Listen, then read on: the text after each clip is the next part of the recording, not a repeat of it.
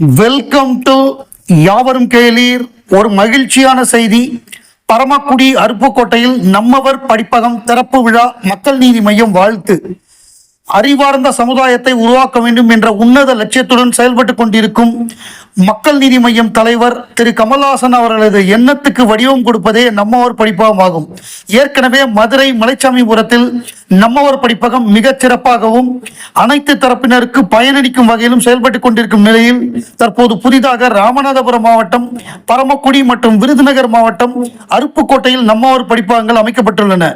வட அமெரிக்க கமல்ஹாசன் நற்பணி இயக்கம் மற்றும் கமல் பண்பாட்டு மையம் சார்பில் அமைக்கப்பட்டுள்ள நம்மவர் படிப்பகங்களின் திறப்பு விழா வரும் 26ஆம் தேதி ஞாயிற்றுக்கிழமை, அதாவது குடியரசு தினத்தன்னைக்கு பரமக்குடியில் காலை 10 மணி அளவிலும் அருப்புக்கோட்டையில் மாலை 5 மணி அளவிலும் நடைபெற உள்ளது. இந்த போட்டித் தேர்வுக்கு தயாரான மாணவர்கள், குழந்தைகள், பெரியவர்கள், அப்புறம் டிஜிட்டல் நூலகம் வேணுங்கிறவங்க, இந்த மாதிரியான பல்வேறு விஷயங்களுக்கு நல்ல காற்றோட்டமான சூழல் அமைந்துள்ள நம்மவர் படிப்பகங்கள் எல்லாம் மேஜையெல்லாம் போட்டு உட்காந்து இது பண்ற மாதிரி கம்ப்யூட்டர் வசதியோட இருக்கு. தமிழகம் முழுவதும் நம்மவர் படிப்பகங்களை உருவாக்குவதே லட்சியம் என்ற தலைவர் கமல்ஹாசன் அவர்கள் தெரிவித்துள்ள நிலையில் இதற்கு ஆக்கமும் ஊக்கமும் அளித்து வரும் கமல் பண்பாட்டு மையம் மற்றும் வட அமெரிக்க கமல்ஹாசன் நற்பணி இயக்கத்தினருக்கு மக்கள் நீதி மையம் மனமார்ந்த பாராட்டுகளை தெரிவித்துக் கொள்கிறது. இதே போல அனைத்து ஊர்களிலும் நம்மவர் படிப்பகங்கள் உருவாகி ஆற்றல் மிக்க திறன் மிகுந்த எதிர்கால தலைமுறையை உருவாக்கும் என வாழ்த்துகிறோம் அப்படின்னு சொல்லி வாழ்த்திருக்காங்க. நான் ஏற்கனவே சொல்லியிருக்கேன், அதாவது கமல்ஹாசன் அவர்கள் ஏற்கனவே அயோத்தி குப்பத்துல 10 லட்சம் ரூபாய் செலவுல எல்லா நூல்களும் இருக்கிற மாதிரி ஒரு நூலகத்தை அமைச்சு கொடுத்தாரு. இது 2010 அந்த காலகட்டத்துல பண்ணி கொடுத்தது. சோ அந்த மாதிரி விஷயங்கள்லாம் நடந்திருக்கு. நம்ம அன்னை ராஜலட்சுமி நூலகம் அப்படின்னு அமைச்சு கொடுத்தாரு. இப்ப வட அமெரிக்க கமல்ஹாசன் நற்பணி, இப்ப அமெரிக்கால கூட அதுக்கு ஒரு பாராட்டு கிடைச்சிருக்கு அமெரிக்க அரசாங்கத்தினால. அவங்க இவ்வளவு தூரம் சிறப்பா செயல்படுவது என்பது உள்ளபடியே மகிழ்ச்சிக்குரிய ஒரு விஷயம். நம்மவர் அடுத்த தலைமுறை சிறப்பா இருக்கணும், எல்லாரும் நல்ல புத்தகங்களை வாசிக்கணும் அப்படின்னு அவர் எங்க போனாலும் புத்தக பரிந்துரை எல்லாம் பண்ணக்கூடியவர். அப்படி இந்த புத்தகங்கள் ஜனவரி 26 பரமக்குடி மற்றும் அருப்புக்கோட்டையில திறக்க போறாங்க. எல்லாருமே போய் பார்க்கலாம். அந்த நிகழ்வு அனைவரும் வருக அப்படின்னு அழைச்சிருக்காங்க. இரா முருகன் ஒரு எழுத்தாளர். அவர் உன்னை போல் ஒருவன் படத்துக்கு டயலாக் எழுதியிருக்காரு. ஸோ அவர் கமல்ஹாசன் அவர்களுக்கு ரொம்ப நெருக்கமான நண்பர். அதே மாதிரி ஜெயமோகனும் கமலுக்கு நண்பர் தான். ஸோ ஜெயமோகன் இரா முருகனுக்கு ஒரு கடிதம் எழுதியிருந்தாரு. அந்த கடிதத்தை அவர் போஸ்ட் பண்ணியிருந்தார் ஃபேஸ்புக்கில். அந்த கடிதத்தில் உள்ளதை நான் அப்படியே வாசிக்கிறேன். அன்புள்ள முருகன், ஜெயமோகன் முருகனுக்கு எழுதியிருக்காரு. அன்புள்ள முருகன், உங்கள் கடிதம் ஆழ்ந்த மகிழ்ச்சியை உருவாக்கியது. நீங்கள் மீண்டெழுந்திருப்பது விஷ்ணுபுரம் விழாவில் வாசகர்கள் உங்களுக்கு அளித்த எதிர்வினையால் தான். அதில் என் பங்களிப்பு மிக மிகச் சொற்பம். மொத்த விழாவிலும் நான் செய்தவை மிக குறைவு. உண்மையில் புதிய தலைமுறை வாசகர்கள், 30 வயது கூட ஆகாதவர்கள் தங்கள் படைப்புகளை வாசிப்பது என்பது, அந்த மாதிரி ரொம்ப சின்ன பசங்களாம் வாசிப்பது என்பது ரொம்ப ரேர். எந்த ஆசிரியருக்கும் நிறைவே உருவாக்குகிறது. அடுத்த தலைமுறை தன்னை வாசிக்கிறது என அருகையில் அமையும் நம்பிக்கை, அது எங்கள் அரங்குக்கு எல்லா எழுத்தாளர்களுக்கு கிடைக்கும் ஒரு ஊக்கம். நாங்கள் உத்தேசிப்பதே அதைத்தான். அதாவது அடுத்த தலைமுறை வாசகர்கள், இப்போ உள்ள 2K கிட்ஸ், அவங்க எல்லாம் வாசிக்கணும் அப்படிங்கிற ஒரு விஷயம் தான் அப்படிங்கிறத சொல்றாரு. இத்தகைய ஒரு உரையாடலிலும் நாம் பேசியே ஆக வேண்டியது கமல் பற்றி. அவர் உங்களுக்கு செய்வது எனக்கு தெரியும் என்னும் வகையில் அக்குறிப்பு என்னை மிகவும் நெகிழச் செய்தது. நான் கமலிடம் முன்னுதாரணமாக காணும் குணமே இதுதான்.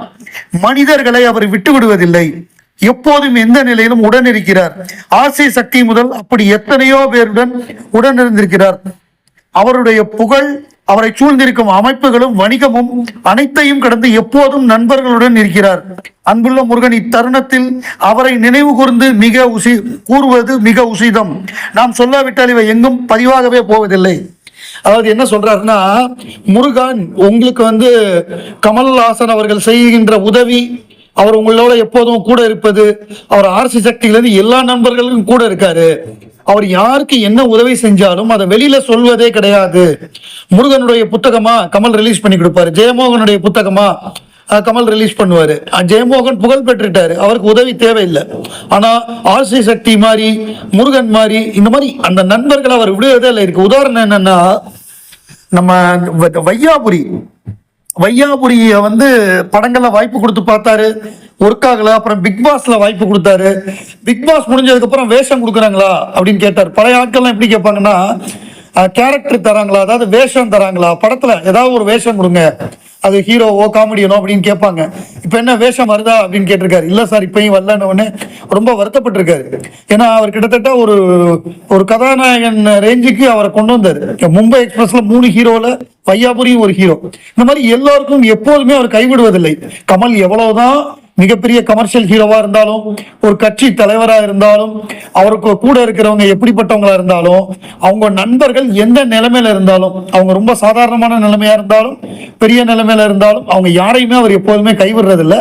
இதை நம்ம சொல்லலைன்னா வெளியிலே தெரியாதுன்னு போட்டிருக்காரு ஜெயமோகன். அதுதான் கமல். மற்றவங்களுக்கு செஞ்ச உதவி அவர் எப்போதுமே வெளியில சொன்னதில்லை. ஒரு ட்விட்டர் ஸ்பேஸ் கேட்டேன். அதுல வந்து சூர்யாவுக்கு 12 வருடங்களாக டைரக்டர் தியேட்டர்ல ஹிட் இல்ல அப்படின்னு சொல்லி சூர்யாவை பத்தி சொன்னாங்க. அந்த டைரக்டர், அதாவது ஓடிடில ரிலீஸ் ஆகிறத கணக்குல சேர்த்துக்காம சொன்னாங்க. சிங்கம் 2க்கு அப்புறம் அவருக்கு தியேட்டர்ல ஹிட்டே கிடையாது. அவருடைய படங்கள் தொடர் தோல்வி.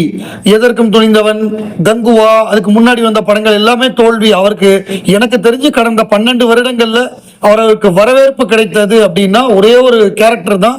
அதுவும் ஒரு கேமியோ பண்ணது ரோலக்ஸ். அந்த வாய்ப்பை அவர் ஒழுங்கா பயன்படுத்திக்கல. ரோலக்ஸ் முடிஞ்ச உடனே தனியா ரோலக்ஸ் வச்சு ஒரு படம் எடுக்க சொல்லி அவர் அதை பண்ணியிருக்கலாம். நான் வந்து மெயினா காரணமா நினைக்கிறது சூர்யாவுடைய அந்த பின்னடைவுக்கு காரணம் என்னன்னா, அவர் வந்து அதிமுக ஆட்சியில் இருந்த பொழுது கடுமையா திமுகவுக்கு அதிமுகவுக்கு எதிராக கேள்விகள் எல்லாம் கேட்டாரு. ஒரு கட்சி முத்திரை விழுந்தது. அவர் வந்து இந்த ஞானவேல் மாதிரியான ஆட்கள், இந்த இப்ப கூட வேட்டையன் எடுத்தார்ல, அந்த மாதிரி அவர் ஒரு இவரோட டவுன்ஃபாலுக்கு ஒரு காரணம். ஏன்னா அவர் தான் வந்து ஜெய் பீம்ல வந்து பாமக அந்த ஒரு குறிப்பிட்ட சாதியினரை வந்து தவறா சித்தரிச்சு ஒரு கேலண்டர் வச்சாரு. அது வந்து சூர்யாவுக்கு பயங்கர எதிர்ப்பை கிளப்பினுச்சு அவங்க மத்தியில.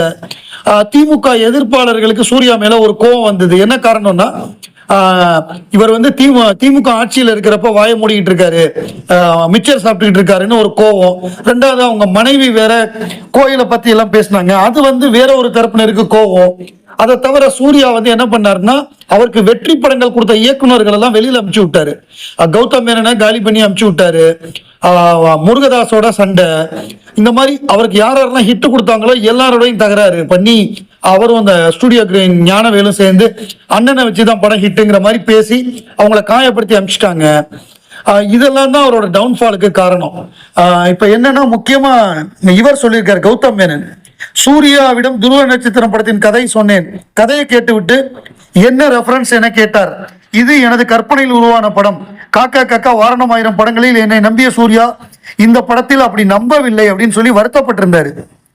அப்புறம் சென்னையில் ஒரு மழைக்காலம் படத்துல இருந்து விலகி போனாரு. ஒரு கடிதத்தை போட்டுட்டு நாளைக்கு படம் ரிலீஸ்னா இன்னைக்கு மீடியால லெட்டர் கொடுத்து வெளில போய் அசிங்கப்படுத்தினாரு. சுதா கங்குராட்டேந்து வெளில போனாரு, அந்த பாலாட்டேந்து வெளில போனாரு. இது எல்லாம் சேர்ந்துதான் இன்னைக்கு சூர்யா வந்து பயங்கர கஷ்டப்படணும், திருப்பி வரணும்னா அப்படிப்பட்ட ஒரு நிலைமையில தான் இருக்காரு.